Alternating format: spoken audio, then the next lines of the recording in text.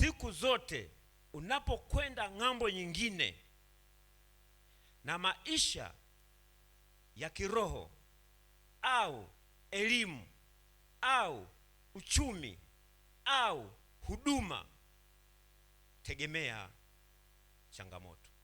Wapo Wakristo wengi, wapo wengi sana waliomwamini Yesu, wapo wengi sana wanamtumikia Mungu, lakini wanapomtumikia Mungu matatizo yanakuja. Na kama nilivyosema mwanzoni, kila muda mahali ambapo unafanikiwa, unataka kwenda hatua nyingine ya mafanikio, mahali ambapo unataka kwenda hatua nyingine ya maendeleo yako, mahali unapoenda hatua nyingine kiafya, changamoto inatokea. Wakati changamoto inatokea, nani unamtegemea? Nani unamuuliza? Wanafunzi wamekaa na Yesu muda wa kutosha kabisa.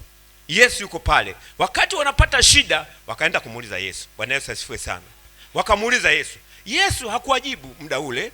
Alienda akatuliza bahari, akaliambia upepo nyamaza na bahari tulia. Bwana Yesu asifiwe sana.